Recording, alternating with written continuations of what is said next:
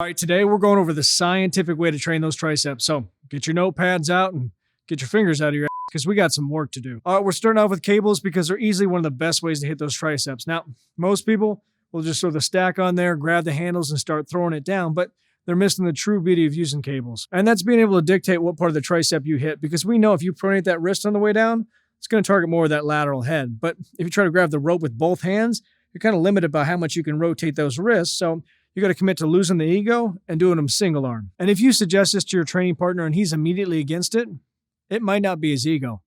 You might want to sit him down, grab him a drink, and ask him how he's doing, how his life's going, and how bent his penis is, because he might actually have a condition called Peyronie's disease, which is when scar tissue causes a severe curvature in one's penis.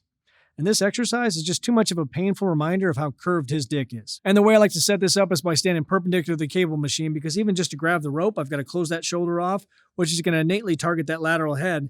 Now I can exaggerate it even more by doing what we talked about, which is pronating on the way down. And if you're frustrated because you don't feel like your triceps are growing fast enough, it's because you're training too heavy. Just lighten the weight, focus on the connection, and realize that, yeah, you can put more emphasis on a certain head of that tricep by making a small tweak. And if you're the training partner and you're frustrated, don't be. They can inject an enzyme into your penis and fix that broken dick. So if you've ever seen my videos before, you know I really focus on time under tension, to which a lot of people jump in the comments and say that's bullshit, progressive overload's the way to go. But when you take a step back and you realize that you're going to spend 6 months of your life waiting for a red light to turn green, or that a female kangaroo has 3 vaginas, you realize just how fleeting life is. And you really want to sit there for 2-3 minutes between each set when you could just focus on doing more reps, getting more time under tension, and getting better results. And when you're training like this, there's several things you can do to make yourself more efficient. Like we talked about before, just simply take less rest in between each set, which means you're going to end up using the same weight, or possibly even have to go down in weight, which isn't a problem because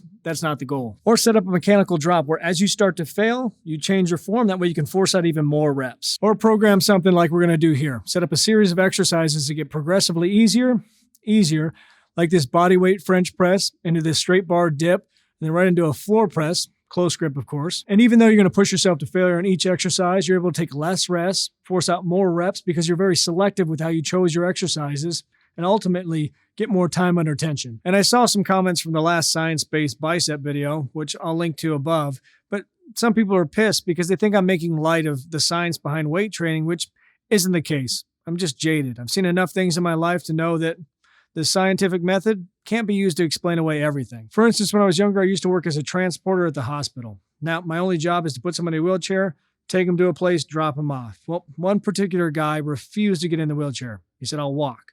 And he looked like a dick, so I just said, "All right, I'll walk with you." I dropped him off to get an x-ray.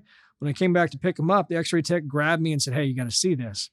Apparently, the guy had a football up his ass. Not like a miniature football, an official NFL licensed football. Now, I never thought about it before that point, but I would just assume that that would be scientifically impossible. But that man proved us all wrong. Not only that, he broke my understanding of how mathematics work as well, because when he tried to explain what happened to the x-ray tech, it was a statistical anomaly. Basically, he said he was painting the inside of his garage on a ladder, and he happened to have a football sitting on a tee next to him. When he fell off the ladder, he perfectly landed to where that football lodged itself up his ass, forever damaging my trust in the scientific method. And maybe use that as a little inspiration. When you're doing a century set and you're like, there's no way I can get there, just think about that guy. Because if you can fit an NFL football up your ass, you can do anything. All right, after this video, I'll go back to my traditional helpful videos because this series is getting a little out of hand. But if you haven't got a chance to check out the program, I'll leave a link below. It's 20 videos, it's $20. It's a 30-day program that will definitely kick your ass. And if you can't justify that, there's no hope for you. And if you haven't got a chance to check out the science-based bicep video, I'll leave a link for that. But most importantly, subscribe, hit that notification bell, and get after it, get growing. Talk to you soon.